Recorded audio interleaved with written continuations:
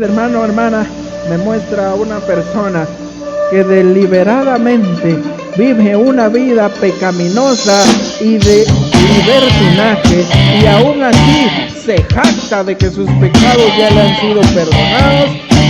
Yo le puedo decir a ciencia cierta que vive bajo un delirio que le llevará a la ruina, vive bajo un engaño que le llevará a condenación, pues si se deleita en el pecado deliberadamente, no ha sido perdonado, porque un alma perdonada lucha todos los días por ser santa.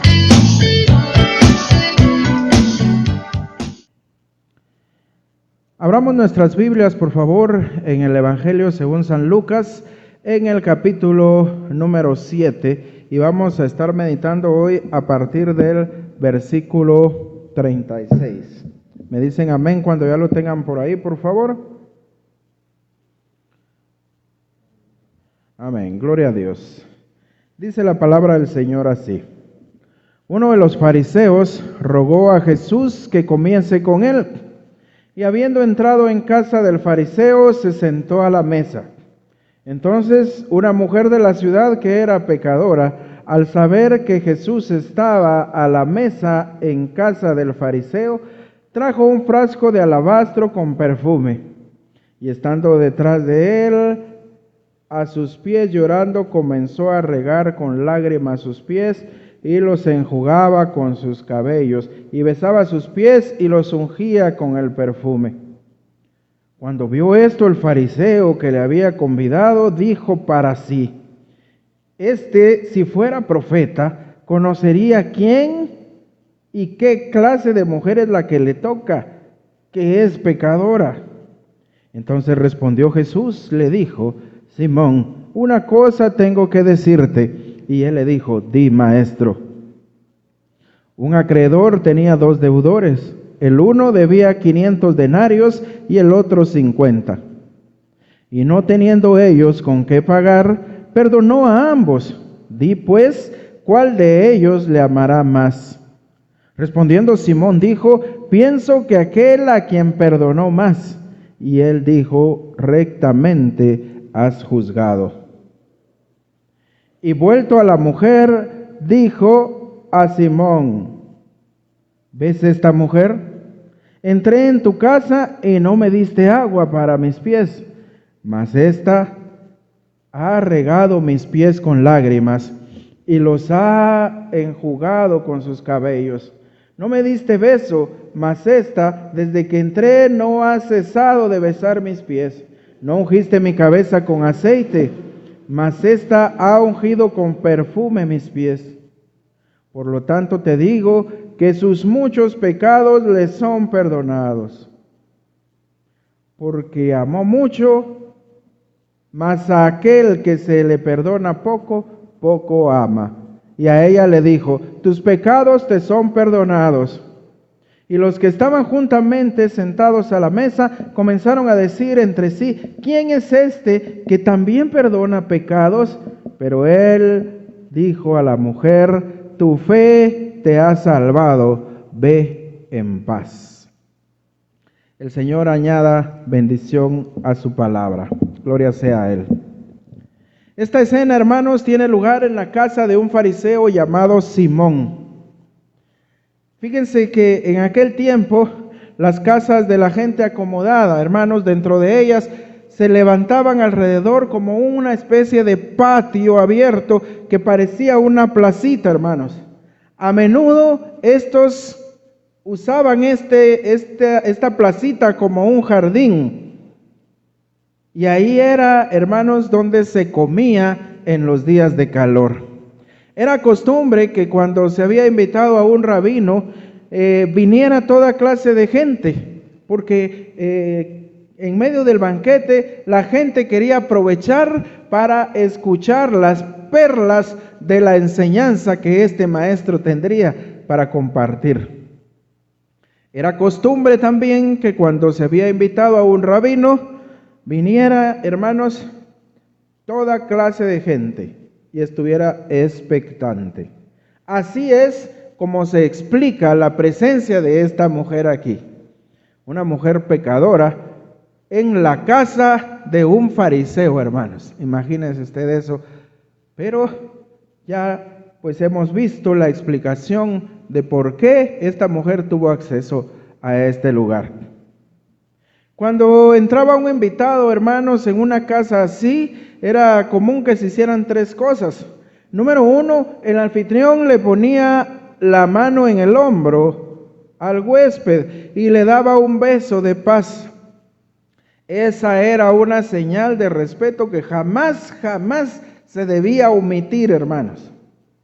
Es como que si usted en el tiempo presente invitara a alguien a su casa y cuando esta persona entre y se quite el abrigo, usted no se lo reciba para poderlo colgar en algún lado, ¿verdad? Es como que si una persona visitaba, así como el Señor estaba visitando esta casa, si no se le daba ese beso de paz, era como una falta de respeto.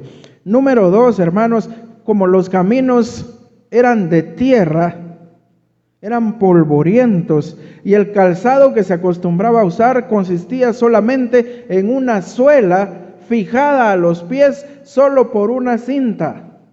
Por tal razón se acostumbraba a que cuando un invitado llegaba se le lavaran los pies. Esa era otra señal de cortesía. Se le echaba agua en los pies y se le lavaba. Número 3, se quemaba un poquito de incienso, hermanos, o bien se le echaba un poquito de esencia en la cabeza al invitado. Una esencia de un olor fragante, hermanos. Eran cosas que exigían las normas de buena conducta de ese tiempo, hermanos. Pero en este caso no se cumplieron. Hermanos, allá en el oriente, los comensales que se sentaban a la mesa, hermanos, fíjese que no se sentaban como nosotros en Occidente lo hacemos ahora, sino se reclinaban ante la mesa en sofás pequeños. Amén. Esta postura exigía, hermanos, que los pies del comensal salieran de la mesa, porque no era una postura como la que nosotros tenemos ahora, sino era reclinados con el brazo izquierdo para poder comer con el brazo derecho, y en una mesa no muy alta. Y por esa razón, hermanos, es que los pies del Señor están descubiertos, y por eso es que le fue fácil a esta mujer acceder a los pies del Señor. Fíjese, hermano, hermana, que Simón era fariseo, es decir, hermano, uno de los opositores al ministerio de nuestro Señor Jesucristo. ¿Por qué invitó a comer a nuestro Señor a su casa? ¿Por qué razón? Mire, yo estuve indagando y llegué digamos que a pensar en tres razones, en tres probabilidades por las cuales este fariseo, siendo de un grupo opositor al Señor, haya invitado al Señor a comer a su casa. La primera de ellas es porque probablemente este fariseo era simpatizante, era admirador del Señor. No todos los fariseos, hermanos, fueron enemigos del Señor. No todos, hermanos, hubieron sus excepciones. Por ejemplo, en Lucas capítulo 13 y versículo 31, también en Juan capítulo 3, vemos que uno de ellos vino a Jesús de noche. O sea que no todos estaban completamente adversos a él, pero la atmósfera de falta de cortesía tal vez descarta esta posibilidad de que este hombre fuera un admirador de Jesús. Mucha falta de cortesía dentro de su casa. Número 2, es probable que Simón fuera un coleccionista de celebridades, hermanos, y fuera de aquellas personas que les gustaba jactarse de quienes habían estado en su casa. En ese tiempo nuestro Señor Jesucristo era un joven rabino, un joven predicador, pero era el predicador de moda. Todo el mundo hablaba de él, hermanos. Todos hablaban de él, todos contaban de los milagros que él hacía, de las grandes señales y prodigios que este rabino hacía. Y puede ser, hermanos, que esta haya sido la razón por la que este fariseo invitara al Señor a su casa. Y número 3, hermanos, que yo creo que es la más probable, es que Simón haya invitado a nuestro Señor con la intención de hacerle quedar mal en algo.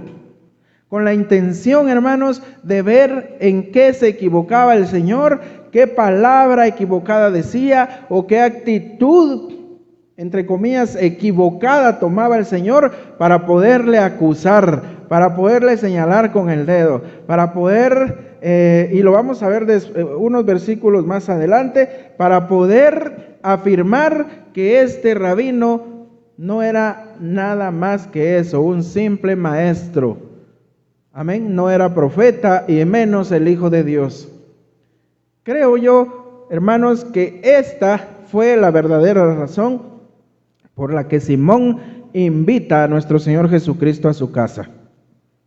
Hermanos, fíjense que el hecho de invitar a alguien a un banquete era normalmente señal de amistad y de honra.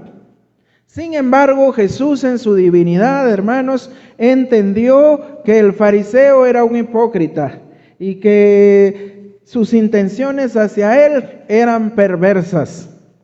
Pero nuestro Señor Jesucristo, sabiendo eso, hermanos, porque aquí este pasaje nos lo va a decir, que el Señor entendió y supo lo que había en la mente de este hombre.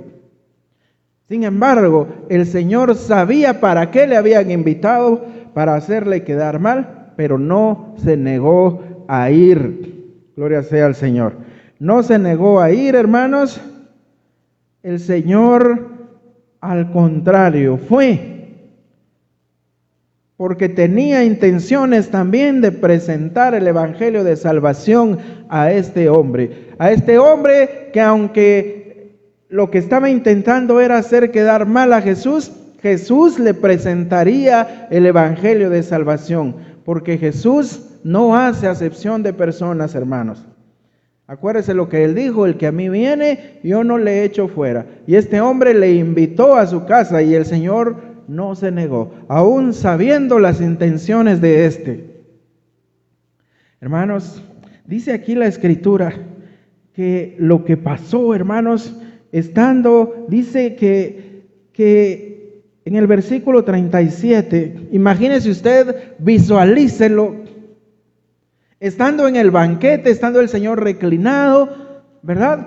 Tal vez la gente esperando a ver qué enseñanzas daría este rabino.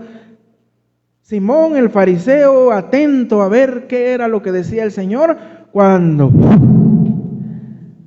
irrumpe en la escena esta mujer, hermanos. Versículo 37 dice: una mujer de la ciudad que era pecadora, al saber que Jesús estaba a la mesa en casa del fariseo, hermanos, trajo un frasco de alabastro con perfume, y estando detrás de él a sus pies llorando, comenzó a regar con sus lágrimas sus pies, y los enjugaba con sus cabellos, y besaba sus pies, y los ungía con perfume.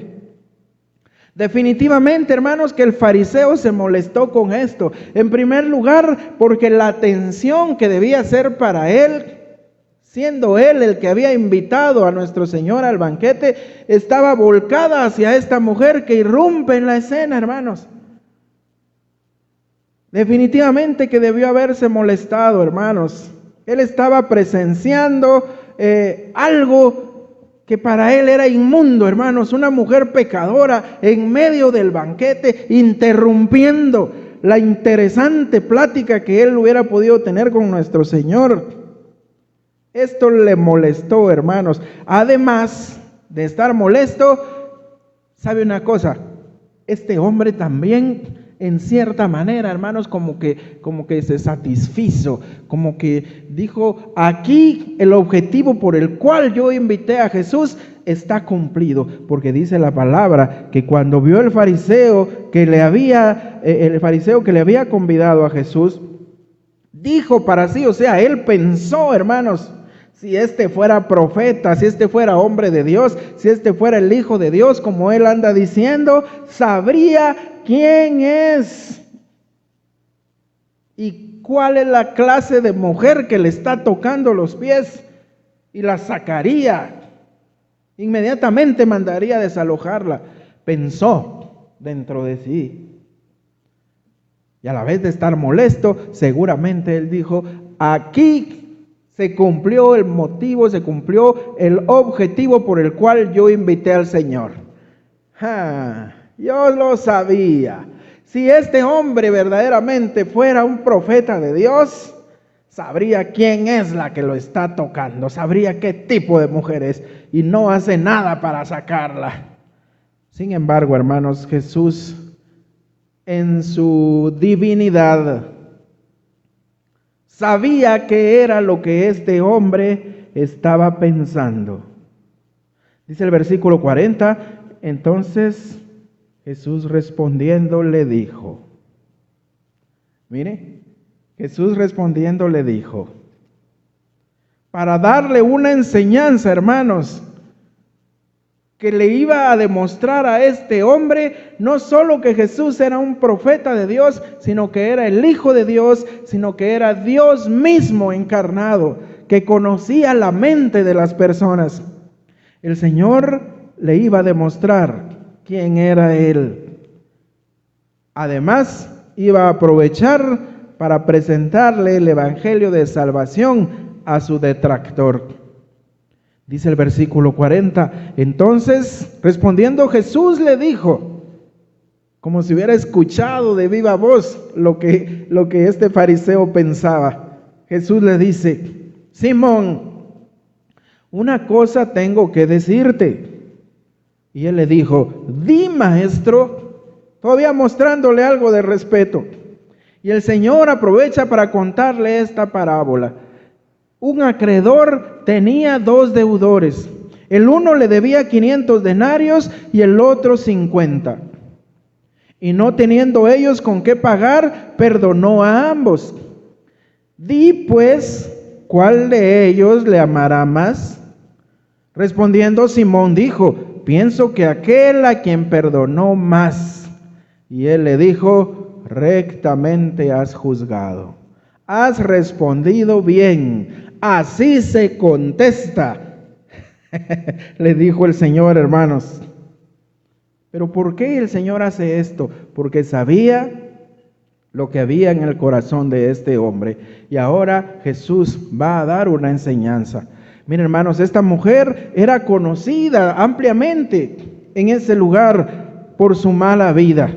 Esta mujer, lo más probable, hermanos, es que fuera una ramera, es que fuera una golfa, hermanos, una prostituta. Y por tal razón era ampliamente conocida. Pero ¿sabe una cosa, hermano, hermana? Esta mujer seguramente había escuchado ya sobre nuestro Señor Jesucristo. Seguramente, hermanos, le habían contado que había un hombre de poder, hermanos, que perdonaba pecados, un hombre de poder que se juntaba con publicanos, un hombre de poder que se juntaba con pecadores, que se juntaba con prostitutas, que daba libertad a los cautivos, que daba vista a los ciegos, un hombre que la mar y el viento le obedecían. Esta mujer seguro que ya había escuchado eso, hermanos. Por tal razón, la actitud que ella toma. Estoy seguro, hermanos, que esta mujer, igual que mucha gente que en la actualidad vive en pecado, no era feliz, hermanos. Mucha gente que vive en pecado, hermanos, no crea que el pecado da felicidad perpetua. No, hermanos, el pecado causa dolor en la gente. La gente, hermanos, que vive y se revuelca en el pecado, al principio le parece bonito, al principio parece agradable, al principio parece delicioso, pero conforme va pasando el tiempo, esto se torna en una vida triste, en una vida llena de carencias, en una vida, hermanos, llena de necesidades, llena de tristeza. Y estoy seguro que mucha gente que vive en pecado sabe de lo que estoy hablando. Uno quiere salir de ahí, hermanos. Uno quiere encontrar una oportunidad para poder salir de esa vida de maldición. Y esta mujer, así como seguramente le pasó a Mateo, ¿recuerda usted al recaudador de impuestos? Que a la distancia había escuchado sobre este hombre, y cuando este hombre que tiene poder vino cerca de él y le dijo: sígueme. ¿Por qué Mateo lo dejó todo? Dejó buen trabajo, buenos ingresos, todo lo dejó, se levantó y le siguió. Porque Mateo estaba desesperado y estaba aburrido de llevar esa vida de pecado que llevaba. Igual que con esta mujer. Gloria sea al Señor. Igual que Zaqueo, hermanos. El que también se aproximó, se subió a un árbol y quiso ver al Señor y quiso escuchar sus enseñanzas y fue convertido, hermanos. Igual que aquellos hombres que cargaban a un paralítico y habían escuchado de este hombre que podía sanar enfermedades, que podía perdonar pecados, que ofrecía vida eterna. Y por eso quisieron buscarlo con todas sus fuerzas y hasta el techo rompieron para llevar a su amigo delante de la presencia del Señor. Así, esta mujer, hermanos, reconociéndose pecadora y sabiendo su pobreza espiritual, hermanos, esta mujer había escuchado sobre Jesús y esta mujer había creído en Jesús. Gloria sea al Señor.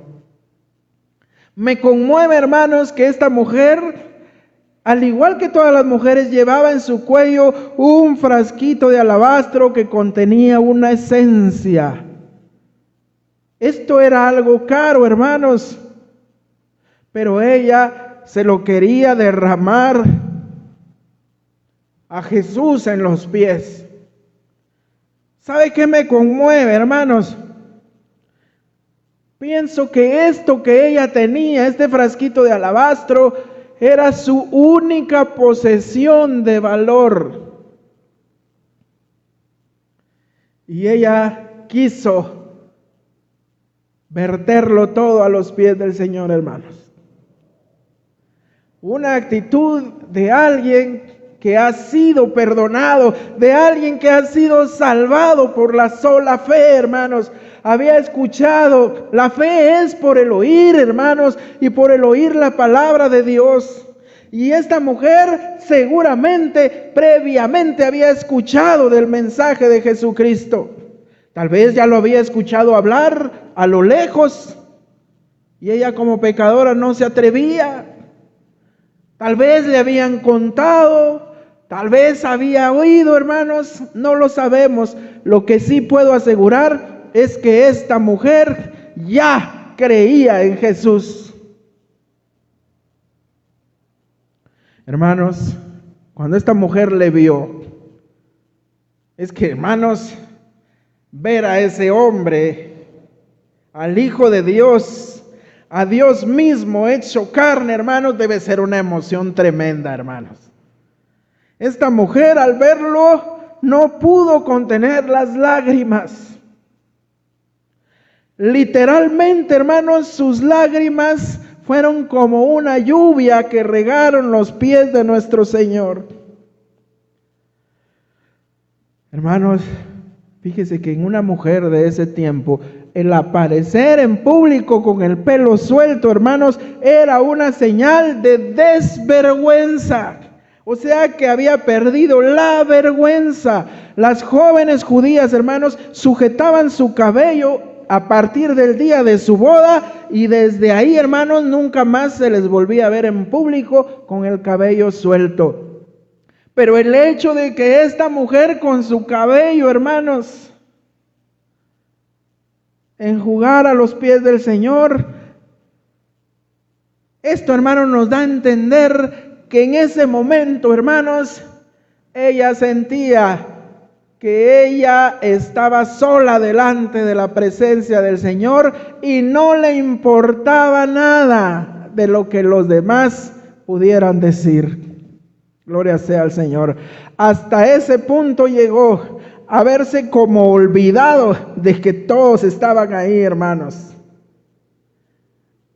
Hasta el punto de haber sentido que ella estaba sola ante la presencia del Hijo de Dios. Esta historia, hermanos, nos revela el contraste entre dos actitudes, hermanos, de mente y de corazón. El Señor refirió esa enseñanza a Simón y le dijo que habían dos deudores, que uno debía 500 denarios y el otro 50. Una diferencia, hermanos, muy grande, pero los dos fueron perdonados.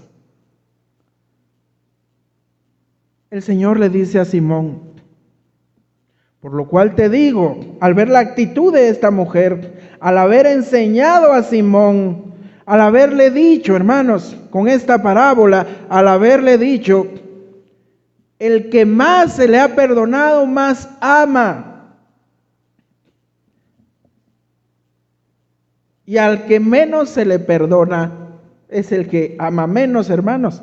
Pero no es que algunas personas tengan pecados grandísimos y otros pecados chiquitos. No, el pecado es pecado. Lo que el Señor quiere decir ahí es que al que reconoce que se le ha perdonado tanto, es el que más ama.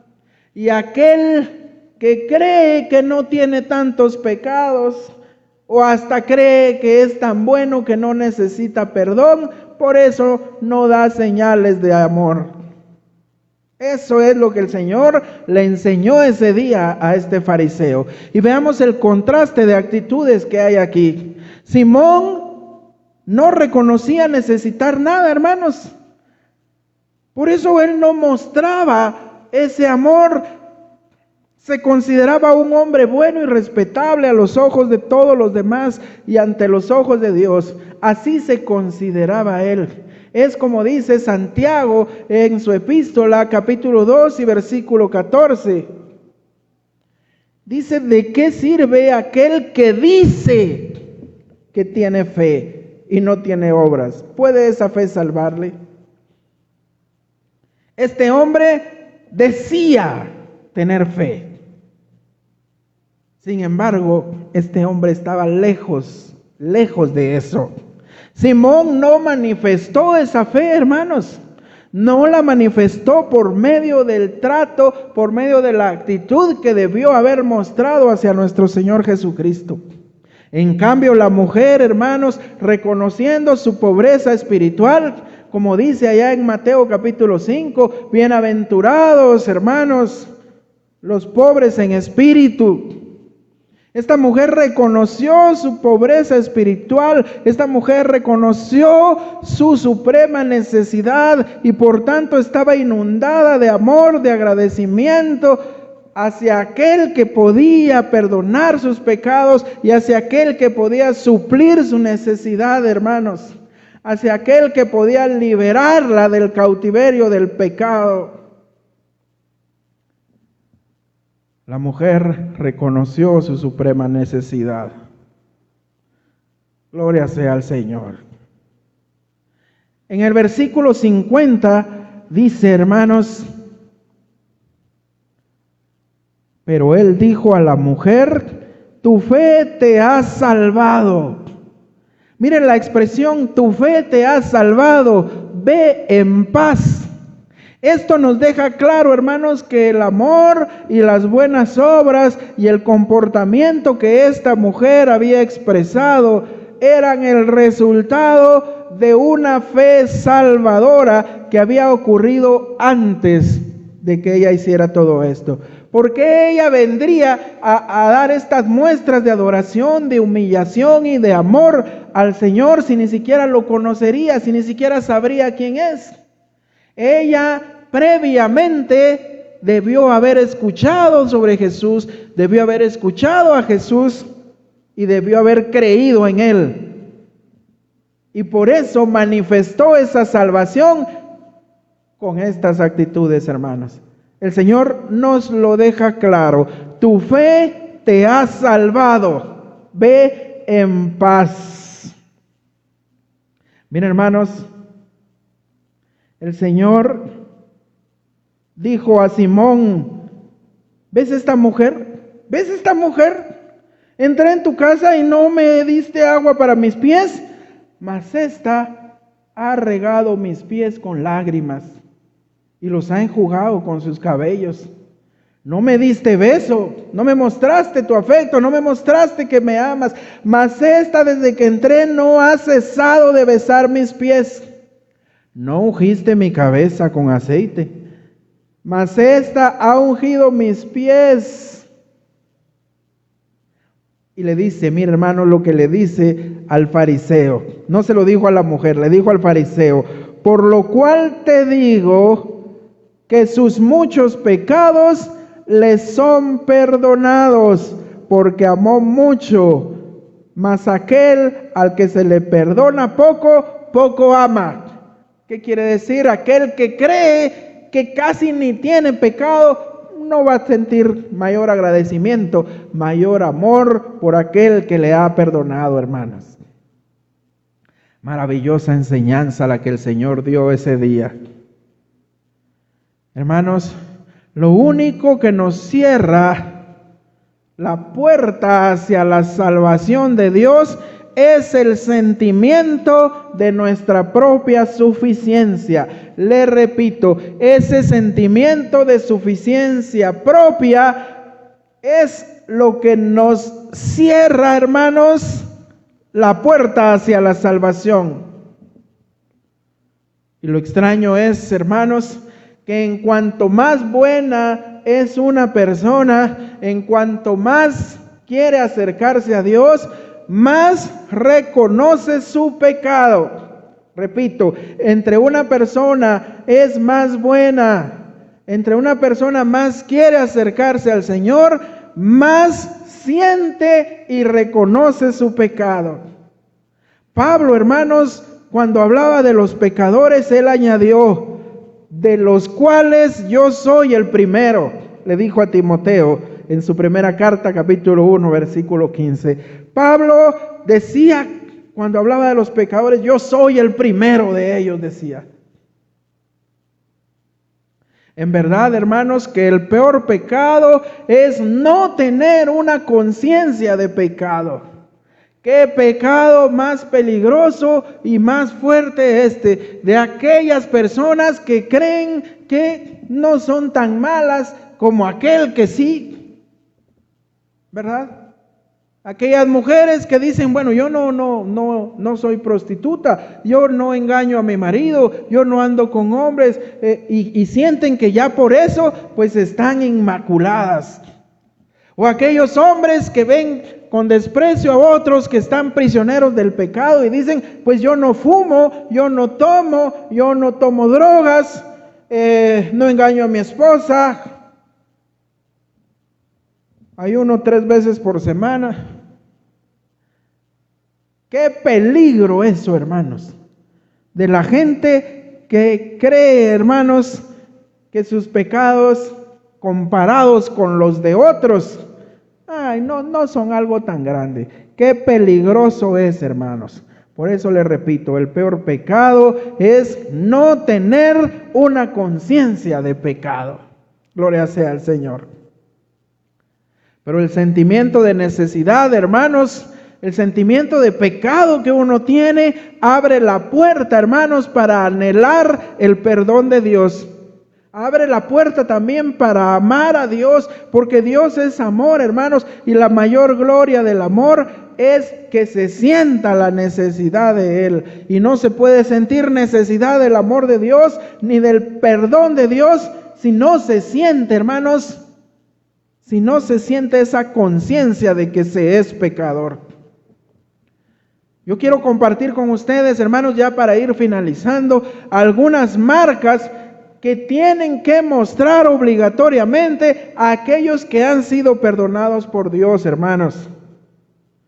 Algunas de estas marcas que yo le voy a mostrar, algunos las experimentan en mayor o en menor grado. Pero todos los que hemos sido perdonados de nuestros pecados, todos los que hemos reconocido nuestra bancarrota espiritual, todos los que hemos reconocido nuestra inmundicia, hermanos, nuestra muerte espiritual, debemos manifestarlas. Porque hay muchas personas por ahí, hermanos, que presumen haber sido perdonadas. Se jactan de que Dios ya los perdonó y de que son salvos, pero no exhiben evidencia alguna de esa salvación, no exhiben evidencia alguna de agradecimiento por esa salvación tan grande, no exhiben evidencia alguna de que hayan sido perdonados, hermanos, de pecados que ni ellos mismos quieren aceptar que los tienen.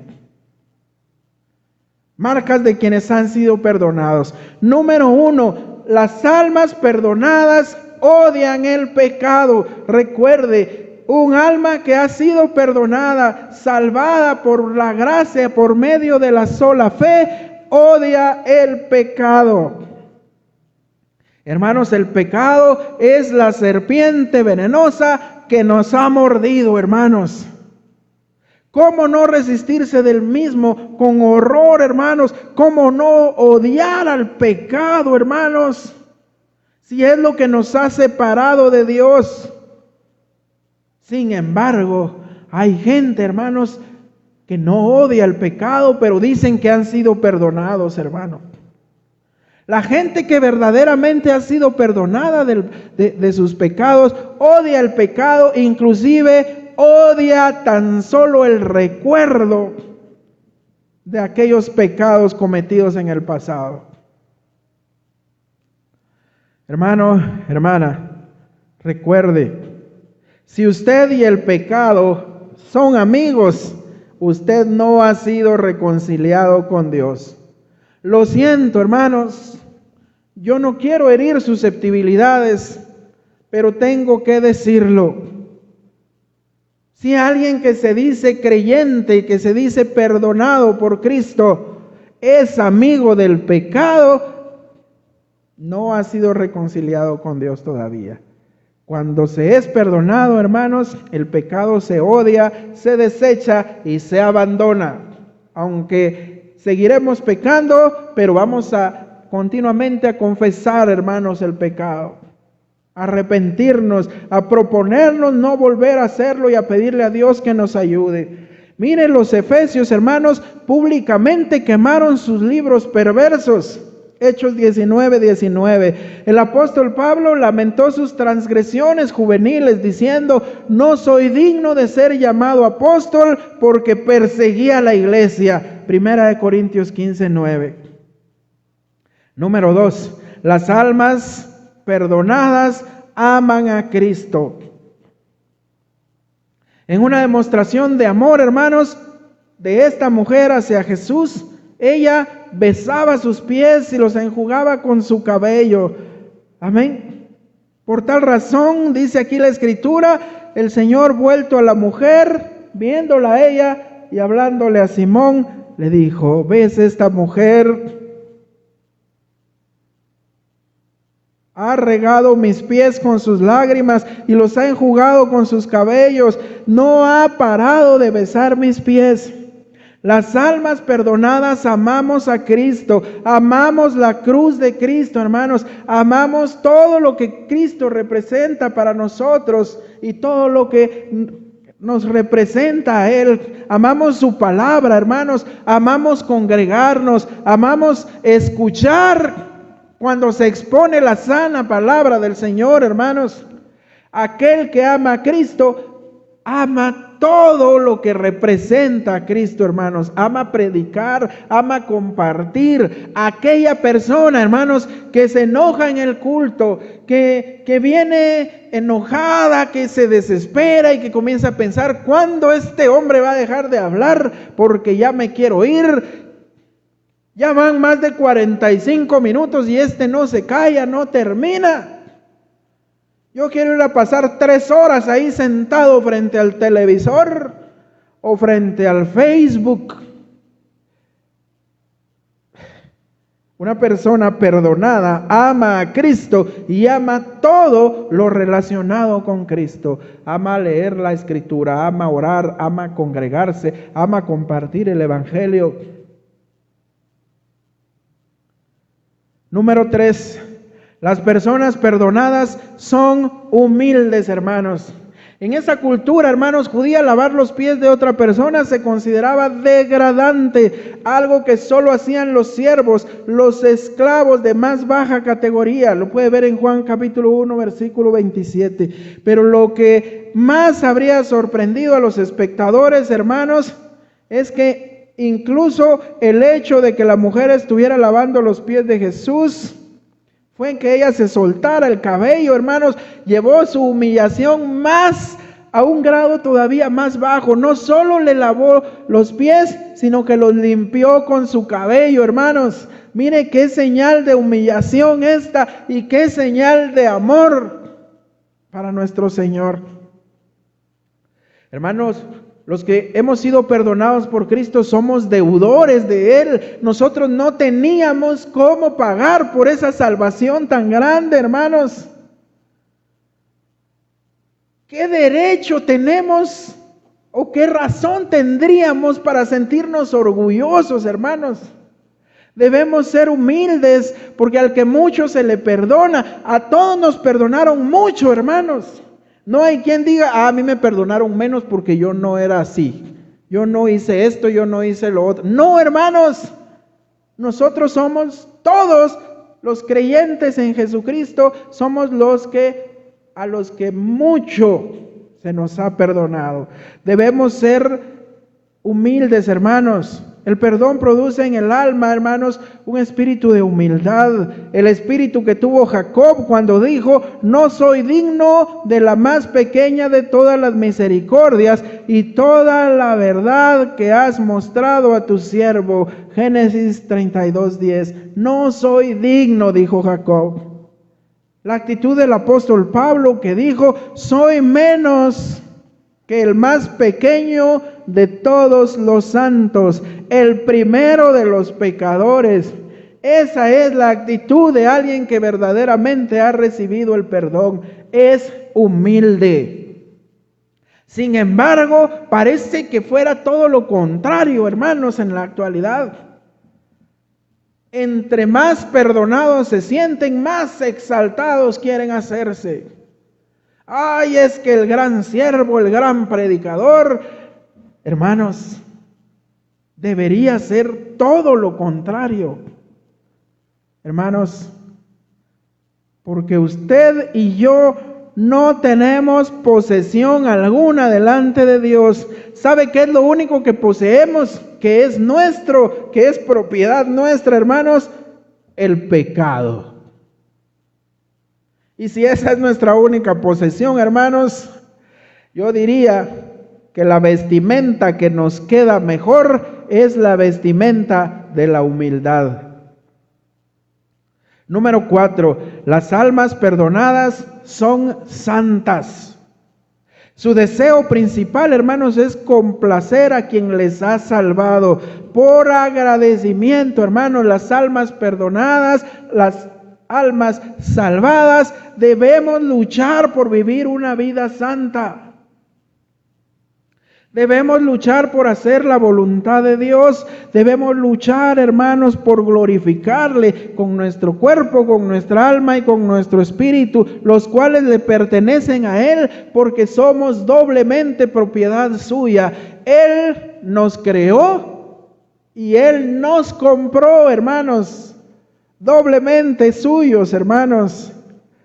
¿Qué pagaré a Jehová por todos sus beneficios conmigo? Dijo el salmista. Salmo 116:12. ¿Qué pagaré a Jehová? Me recuerda a un himno, hermanos, muy antiguo que decía, ¿qué te daré? ¿Qué te daré? Toma mi vida. Tómala pues. ¿Qué podemos darle al Señor, hermanos? Por eso me conmueve, hermanos, que esta mujer, ella creía que su posesión más valiosa, hermanos, ella no escatimó y la trajo delante del Señor. Hermanos, el comediante mexicano del siglo XX, tal vez el más reconocido, tal vez el más querido por muchos, contaba una historia. Estoy hablando de Roberto Gómez Bolaños. Él contaba una historia y cuando la contaba casi siempre su voz se quebraba porque se conmovía. Dice que en Colombia, cuando él estaba en uno de sus viajes de vacaciones, un niño le reconoció. Un niño que vendía figuritas del Chavo del Ocho. Y dice Gómez Bolaños que este niño al reconocerlo se le acercó y le dijo: mira, aquí te tengo, le dijo, aquí te tengo, te lo regalo. Y le regaló la figurilla de plástico. Y decía Gómez Bolaños: él me regaló algo que tal vez es tan barato, pero era su única posesión y él quiso regalármela. Salvando las grandes distancias, hermanos, nosotros podemos venir delante del Señor con nuestra posesión más preciada, que es nuestra vida, hermanos, y entregársela a Él. Decirle, como dice el himno: ¿qué te daré, Señor? ¿Qué te daré? Toma mi vida, tómala pues. ¿Qué más puedo darte? Yo no tengo nada para darte, Señor. Solo mi vida, tómala. Un alma perdonada, hermanos, es un alma santa. Debemos vivir una vida de santidad, no por miedo a perder la salvación, hermanos. Si usted vive una vida santa por miedo de que va a perder su salvación, pues está bien, hermanos. Viva su vida santa, eso agrada al Señor. Yo prefiero tratar de vivir una vida santa, no por miedo a que el Señor me quite algo que por gracia me regaló, porque Él no da y quita. Prefiero vivir una vida de santidad, o tratar o luchar de vivir una vida de santidad en agradecimiento por todo lo que Él me ha perdonado, hermanos.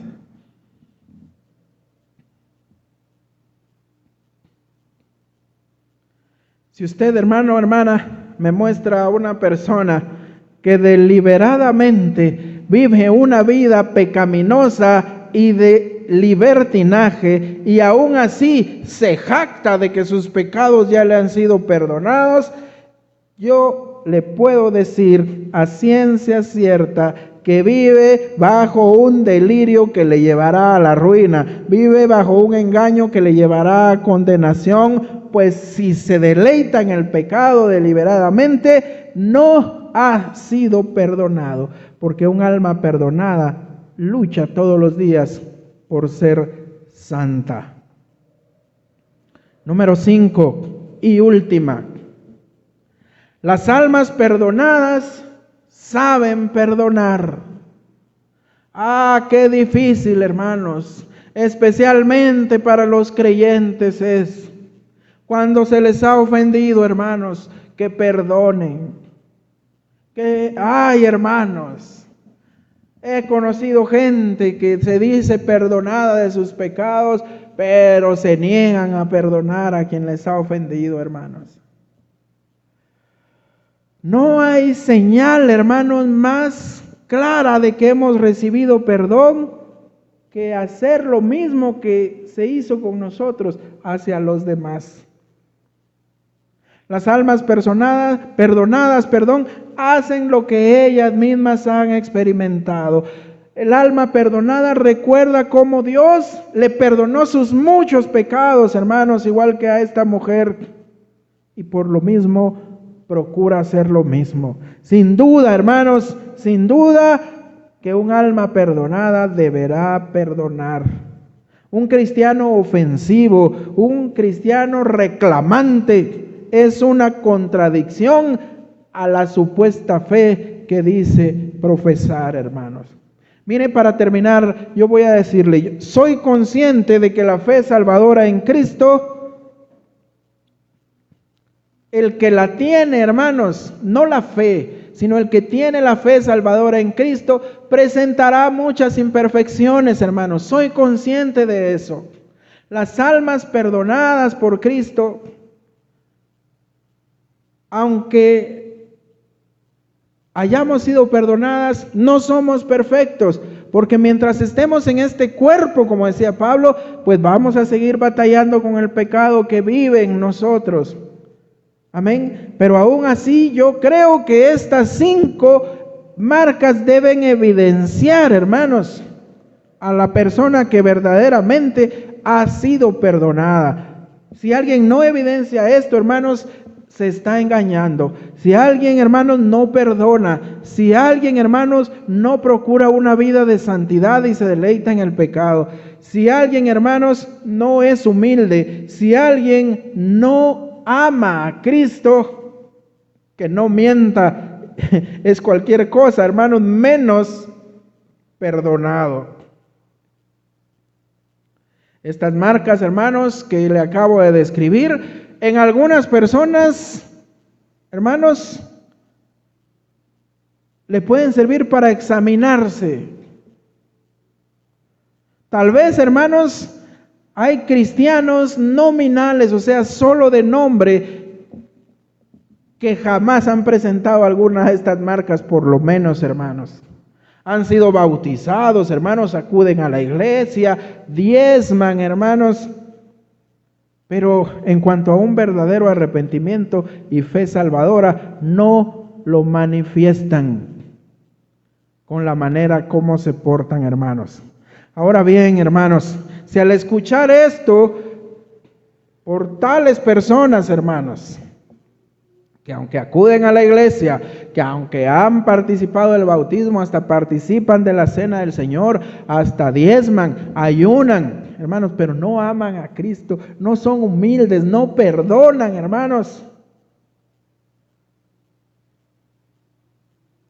probablemente se van a molestar, hermanos, por esto. Probablemente, si esto les molesta, hermanos, pues yo lo siento mucho. No es mi intención molestar a nadie.